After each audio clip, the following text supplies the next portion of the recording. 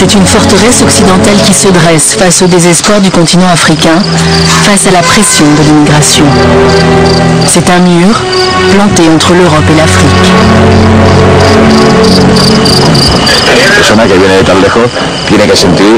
Quelqu'un qui vient de loin doit se sentir frustré, impuissant face à ce mur de barbelés. Mais ça ne nous concerne pas vraiment. Nous agissons et nous nous limitons à nos fonctions, c'est-à-dire surveiller cet endroit comme la première frontière de l'Europe.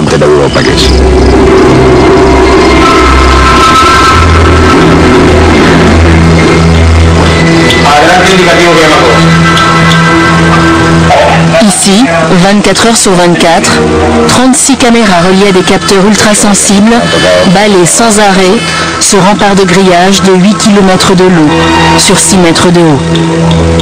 Un système presque sans faille. Ceux qui veulent entrer, ils ont toute la mer pour essayer. On ne peut pas les détecter.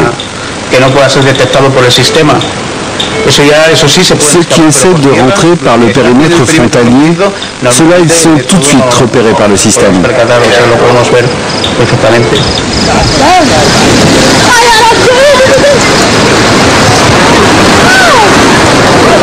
C'est une frontière qui se veut infranchissable, mais pas pour tout le monde.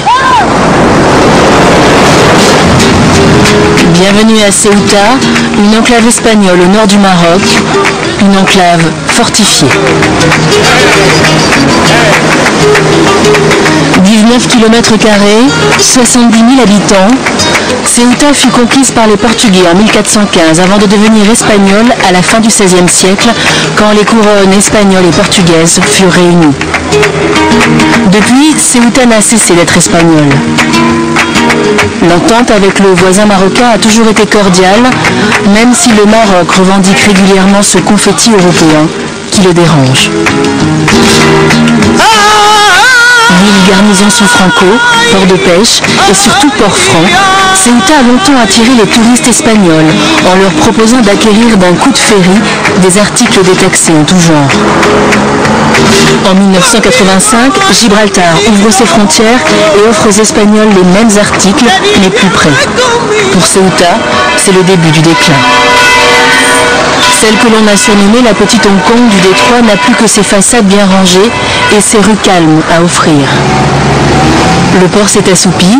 Au fil des siècles, la population s'est mélangée, mais la culture orientale est restée aux portes de l'enclave. Pas de doute, on est en Espagne.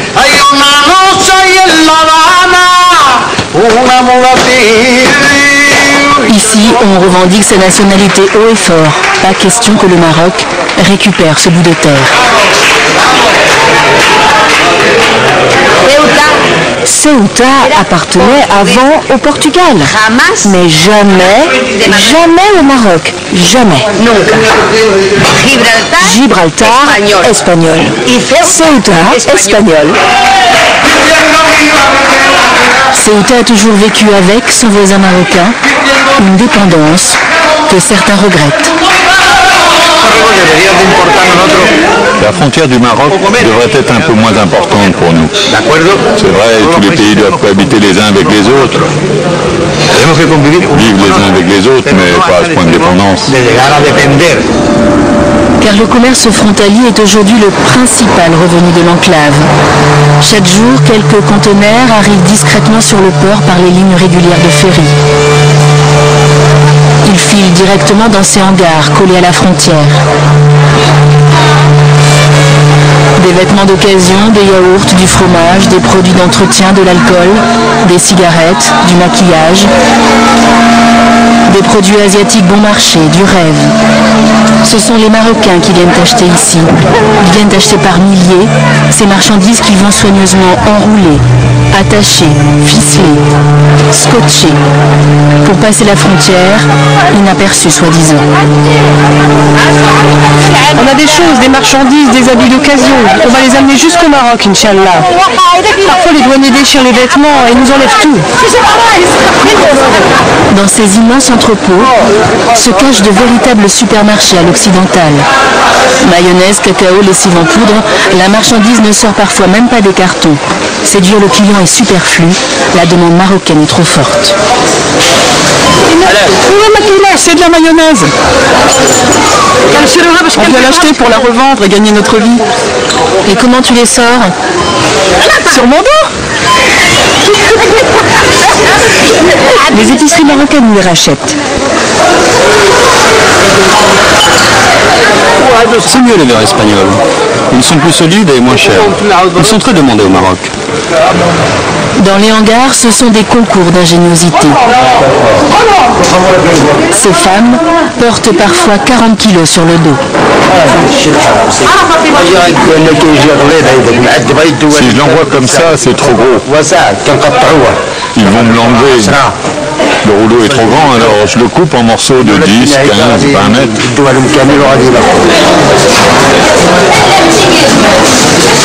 Leïla est passeuse. Elle gagne entre 5 et 10 euros par passage. Je fais ça pour pas qu'on voit ma bosse de tissu. Je dois la couvrir pour pas qu'elle se voie. Si les douaniers marocains la voient, ils vont me la prendre.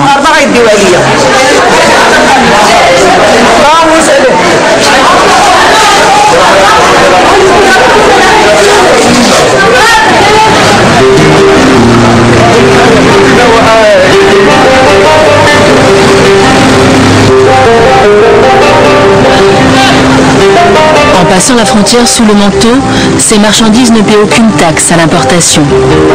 Elles arrivent au Maroc à des prix défiant toute concurrence.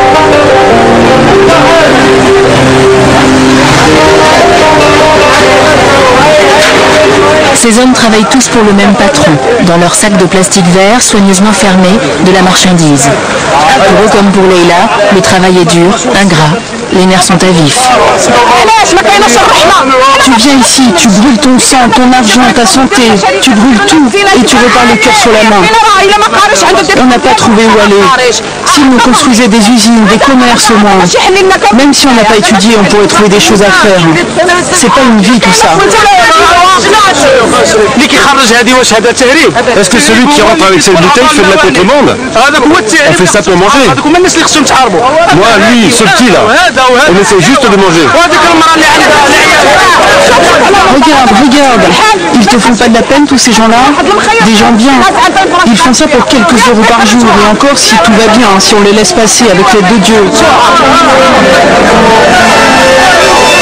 Sans diplôme, Leïla n'a pas trouvé de travail.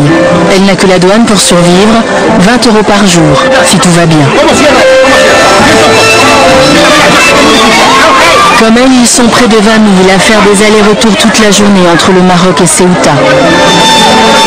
Pour entrer à Ceuta, il faut être originaire de la région de Tétouan et montrer son passeport. Une faveur des Espagnols pour ses bons clients.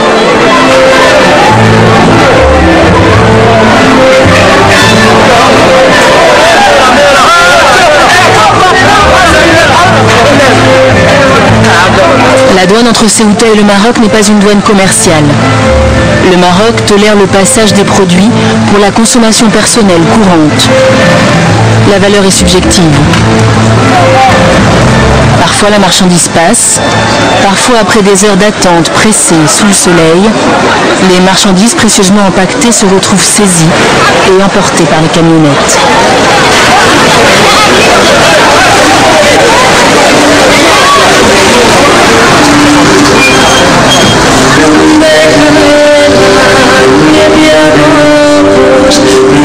Une fois passé la douane, ces colonnes de fourmis laborieuses arrivent enfin côté marocain.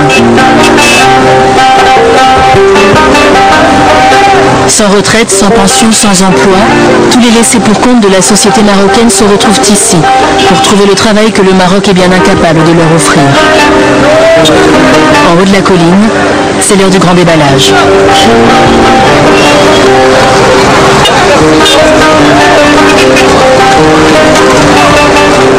Je mets 1 heure pour enlever tout ça et là-bas, 1h30 pour m'habiller. Mon cher, nous sommes des analphabètes. On ne sait ni lire ni écrire. On ne sait même pas parler. On est des gens d'un autre temps. Mon Dieu, est-ce qu'on est maltraité ici? J'en sais rien. Regarde, tu détaches la corde derrière. Ah, ma pauvre mère.